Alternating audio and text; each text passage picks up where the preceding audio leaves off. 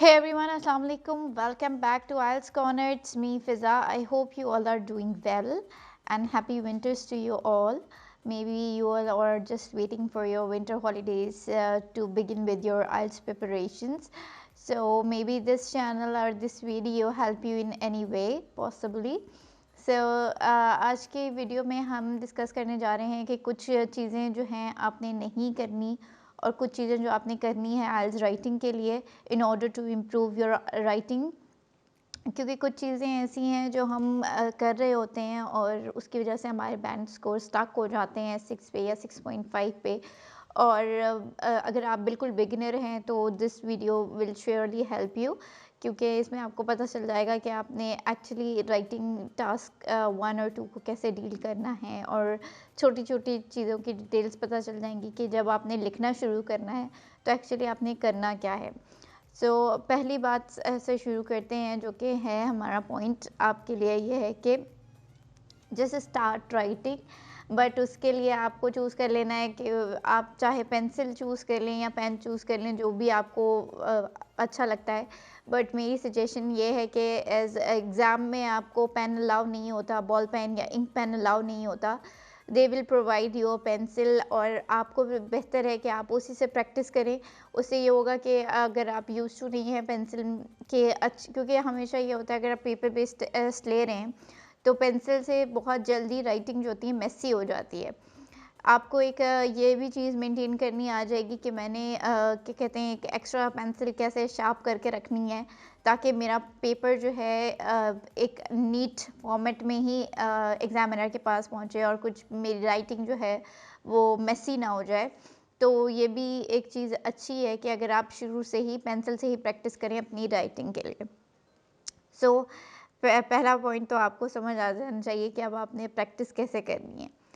आगे बात चलाते हैं कि हमने करना क्या है। जब आपने एक क्वेश्चन लिया, जब प्रैक्टिस के लिए आपने क्वेश्चन लिया, आप सर्च करें लेटेस्ट क्या कहते हैं आइल्स एग्ज़ाम राइटिंग टास्क 1 और 2। वैसे तो मेजरली हम 2 की प्रैक्टिस ज़्यादा कर रहे होते हैं, बिकॉज वी नो कि उसका वेटेज ज़्यादा है, 66% है, तो we need to work more on that. तो हमने उससे शुरुआत की है। Just search down any latest 2022 के जो आपके पास क्वेश्चन हो गए, पिक एनी ऑफ देम। और एक उससे पहले एक काम ये भी कर सकते हैं कि आप पहले एक टास्क 2 के स्पेसिफिकली 5 टॉपिक्स पढ़ लें, ताकि जो भी आपका टारगेट स्कोर है, इफ़ योर टारगेट इज़ 7, तो 7 बैंड के आपने 5 ऐसे रीड आउट करने हैं, ताकि आपको एक ओवरऑल समझ आ जाए कि अगर मैं इस तरह से लिखूँगा तो मेरा बैंड 7 पे क्राइटेरिया पे मेरी राइटिंग उतर सकती है। और अगर नहीं उतर, आप वो सब पढ़ने के बाद आपको एक्चुअली समझ आ जाएगा कि आपको एक रिफ्लेक्शन मिल जाएगा कि हाँ, इस तरह से बैंड 7 का ऐसे होता है। और आप जब लिख रहे होंगे तो आपके दिमाग में एक आइडिया, एक पिक्चर रहेगी कि this is the way I need to write. और अगर वो नहीं लिखा गया उस वक्त वैसे, तो you will eventually get an idea कि हाँ, मेरी ये गलतियाँ हैं और ये मुझे चीज़ें इम्प्रूव करने की ज़रूरत है। अपना नेक्स्ट जब मैं ऐसे लिखूँगा तो मुझे इस तरह से प्रैक्टिस करनी है। सो जब आपको एक जब आपने क्वेश्चन सर्च कर लिया, उसके बाद आपने क्या करना है, आपका नेक्स्ट स्टेप ये होना चाहिए कि आपने उस क्वेश्चन के कीवर्ड्स अंडरलाइन कर लेना है कि उसमें पूछा क्या क्या है। बिकॉज टास्क रिस्पॉन्स जो है हमारा, जो असिस्टमेंट क्राइटेरिया में 25% जो पहली चीज़ का है वो टास्क रिस्पॉन्स का है। और बहुत ज़्यादा ऐसा होता है कि बहुत सारे स्टूडेंट्स जो हैं वो टास्क रिस्पॉन्स में ही पूरे नहीं उतर पाते। We usually drag our answers because we are not able to create ideas और examples properly and reasons, so we can not actually do it. तो हम अक्सर ये करते हैं कि हमारा पहला आइडिया हो गया, उसके बाद हम ड्रैग कर गए, या हमारा पहला आइडिया ही हमें इतना अच्छा पुश स्टार्ट नहीं देते, because we never understand the question properly and we just start writing. और उसकी वजह से ये क्या होता है कि इमीडिएट स्टार्ट की वजह से आप हमेशा टास्क रिस्पॉन्स से हट जाते हैं, और उसी की वजह से आपका बैंड स्कोर जो होता है वो आपको मिल नहीं पाता। तो पहली चीज़ टास्क रिस्पॉन्स है, क्योंकि हमने असेसमेंट क्राइटेरिया को ही लेके चलना है। ओवरऑल हमारी राइटिंग के लिए हमें एक असेसमेंट क्राइटेरिया आईटीपी और ब्रिटिश काउंसिल की तरफ से प्रोवाइड किया हुआ है, पब्लिक वर्जन जो है। We need to always look after that.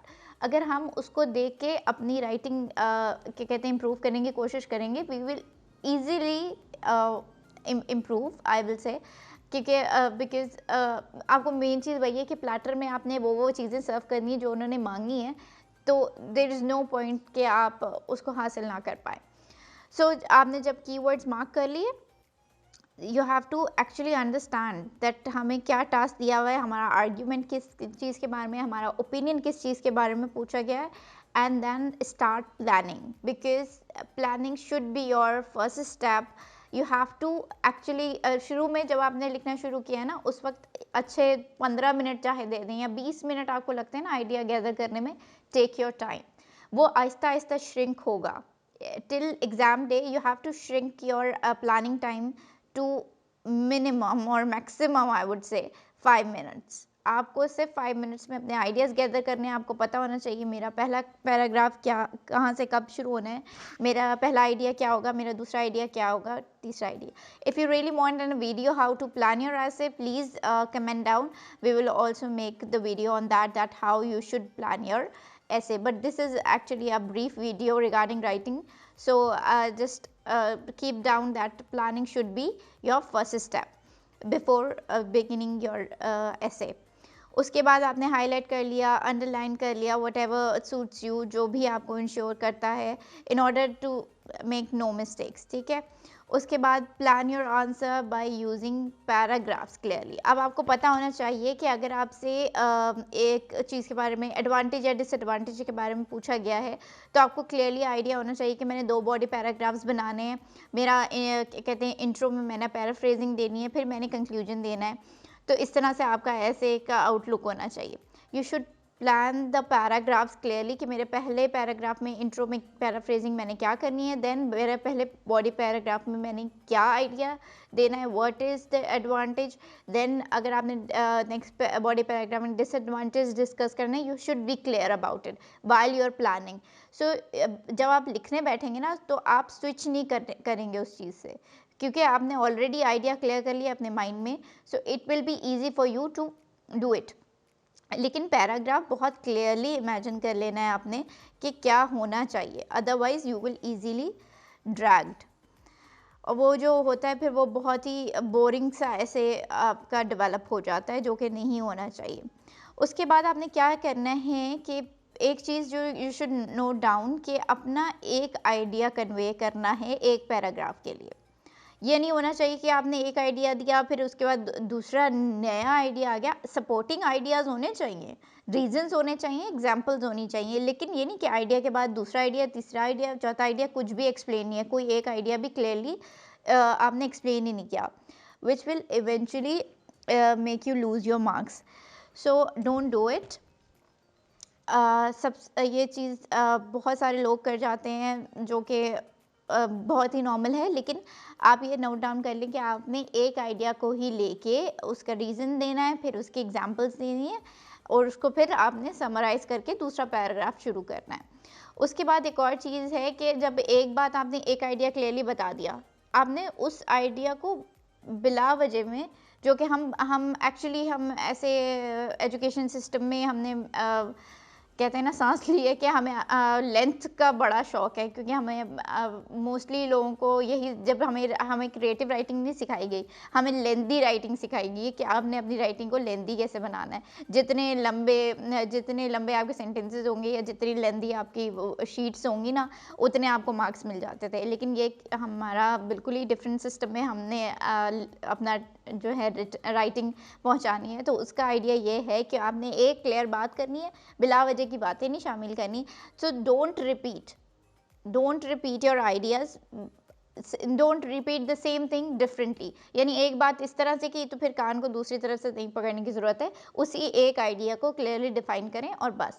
ये नहीं कि एक ही बात को 2-3 दफ़ा कहा जा रहा है जिसका कोई स्कोर नहीं है, जिसकी कोई वैल्यू नहीं है. वो it will just make your ऐसे लुक वेरी बैड. सो इस तरह नहीं करना है. फिर एक और चीज़ जो आपने करनी है वो ये करना छोड़ देना है कि अगर आपको पैराफ्रेजिंग का मतलब नहीं पता ना, उसका मतलब ये बिल्कुल भी नहीं है कि जो क्वेश्चन में, क्योंकि हमें जिन स्टूडेंट्स को नहीं समझ है वो ये शुरू कर देते हैं कि जो क्वेश्चन पूछा गया ना वही क्वेश्चन एग्जैक्टली कॉपी करके इंट्रो में लिख देते हैं, जिसका कोई स्कोर नहीं है, वो सिर्फ टाइम वेस्ट है आपका। आपने ऐसा बिल्कुल नहीं करना, पैराफ्रेजिंग सीखें because it's really important, speaking के लिए भी और राइटिंग के लिए भी। otherwise you cannot actually begin your essay nicely। वो बिल्कुल भी एक अच्छा इम्पैक्ट नहीं होगा, ऑब्वियसली वो शुरू से ही पता चल जाएगा कि आगे क्या होने वाला है, because your intro actually exhibit that what you are going to do further, so don't do it। उसके बाद आपका क्या है कि better stick to the subject and don't write anything unrelated to the subject. ये बात बहुत दफ़ा मैं क्लियर कर चुकी हूँ कि टास्क रिस्पॉन्स की ही बात है ये, कि कभी भी आपने इधर से उधर की बात नहीं करनी, आपने स्पेसिफिकली जो चीज़ पूछी गई है उसी की बात करनी है। और ये बात करना बहुत मुश्किल है, जो कि सुनने में बहुत आसान लगता है कि टास्क रिस्पॉन्स का मतलब यही है कि जो पूछा गया है वही बताया जाए। तो जो पूछा गया है उसके बारे में इतनी इन्फॉर्मेशन होनी चाहिए हमारे पास, इतनी नॉलेज होनी चाहिए। सो इसीलिए कहते हैं जब आपने आइल्स की तैयारी करनी ना बेसिक से, जिन लोगों को एक्चुअली तैयारी की बहुत ज़रूरत है वो अपनी बेसिक इंग्लिश पे काम करें। वो फॉर्मेट्स को सबसे एंड में सीखने की ज़रूरत है। सबसे पहले आपको अपनी बेसिक फाउंडेशन जो है ना वो स्ट्रॉन्ग करने की ज़रूरत है, अपनी ग्रामर की, अपनी पैराफ्रेजिंग की, अपनी जो जर्नल नॉलेज है उस पर काम करने की ज़रूरत है। Start reading, start writing, actually start doing these things practically, otherwise you will never improve. तो आप अगर समझते हैं कि आप सिर्फ एक इंस्टीट्यूट को ज्वाइन कर लेंगे और वो मुझे क्या कहते हैं few they will provide few things, और यहाँ ऐसा भी कल्चर है कि जहाँ टेम्पलेट्स प्रोवाइड करते हैं and student just learn things और वो दरम्यान में अपने आइडियाज़ सब ऐड कर देते हैं, तो उस तरह से स्कोर्स नहीं मिलते। So just start doing practically, otherwise वो स्कोर कभी भी अचीव नहीं हो सकेगा। So start doing things practically. फिर एक और चीज़ जो आपने करनी है नेक्स्ट वो है manage your time. If you don't manage your time for task 2 you cannot actually develop an essay you really wanted to, और जिसके लिए आपका टारगेट जो है वो अचीव नहीं हो सकेगा। अगर आपका ऐसे इनकम्प्लीट रह गया, आपका कंक्लूजन नहीं है, कंक्लूजन के मार्क्स हैं, अगर कंक्लूजन नहीं है ऑब्वियसली आपका इनकम्प्लीट ऐसे है, you will never able to score 7 और आप कभी भी अपना टारगेट इजीली अचीव नहीं कर सकेंगे। तो आपने हमेशा टाइम मैनेजमेंट के साथ ही, यानी एक दफ़ा आपने लिखना सीख लिया, मैं बिगनर्स की बात कर रही हूँ जिन्होंने अभी लिखना शुरू किया है, अगर आपने लिखना सीख लिया यू विल इवेंचुअली इम्प्रूव। ठीक है, टाइम के साथ आपने सीख लिया, उसके बाद आपने टाइम मैनेज करना सीखना है। आपने कम से कम 2 वीक्स सिर्फ टाइम मैनेजमेंट में लगाने हैं, if you are a beginner, I am saying for them specifically. तो अगर आपने ये और रेगुलर बेसिस पे तैयारी करनी है, ये नहीं कि एक दिन किया फिर अगले 15 दिन भूल गए, तो उस तरह से तो कभी तैयारी नहीं होगी। So just worth the time. हमेशा टास्क 1 को जितना टाइम देना चाहिए मैक्सिमम आप 15 मिनट्स दें, ताकि आपका मेजर टाइम जो है वो टास्क 2 की प्लानिंग में और उसकी राइटिंग में जाए, बिकॉज उसकी वेटेज ज़्यादा है। अच्छा, टास्क 1 के लिए भी ये है कि आप अगर स्पेसिफिकली सिर्फ टास्क 1 की तैयारी कर लेंगे ना, आप एक दफ़ा करके you are just pro in it, आपको पता है हाउ टू मैनेज इट, फिर आप सिर्फ टाइम मैनेजमेंट में काम करें उसकी, कि मैंने किस तरह से उसको, चाहे वो academics हो या जर्नल ट्रेनिंग हो। Next thing is don't miss out the words required for each task. अगर कोई भी वोकैबुलरी, कोई भी रिक्वायरमेंट है, वो अगर आपने पूरी नहीं की ना उस टास्क, यानी कोई भी ऐसे दिया हुआ है उसकी वोकैबुलरी उसके अकॉर्डिंग नहीं है, तो आपका स्कोर अचीव होना बहुत मुश्किल है, बिकॉज ऑब्वियसली लेक्सिकल रिसोर्सेज भी 25% वेटेज है। So work on your vocabulary as well. I guess I'm done with today's video, because ये specifically कुछ चीज़ें थी जिनको मैं prominently exhibit करना चाहती थी, आपको समझाना चाहती थी। Hopefully आप इन areas पे काम कर लें और फिर हमारी next video ज़रूर देखिएगा, ताकि आपको पता चल सके कि इससे आगे आपने क्या क्या करना है अपनी writing improve करने के लिए। And for further instruction and for further support and guidance, आप 1-to-1 सेशन भी हमारे ज्वाइन कर सकते हैं। डिस्क्रिप्शन में हमारा नंबर मौजूद है। आइल्स कॉर्नर अकेडमी ज्वाइन कीजिए, ऑनलाइन अवेलेबिलिटी है, आपके अकॉर्डिंग टाइम स्लॉट्स आपको दिए जाएंगे। वीक में 3 दिन आपकी प्रैक्टिस होगी. You will be provided with everything you really needed to achieve your desired score in IELTS. Till then, keep watching our videos. We have plenty of videos in our channel. Just keep following, and if you are really new to our channel, just don't forget to subscribe it, and just do support us. Thank you so much. Take care. Allah Hafiz.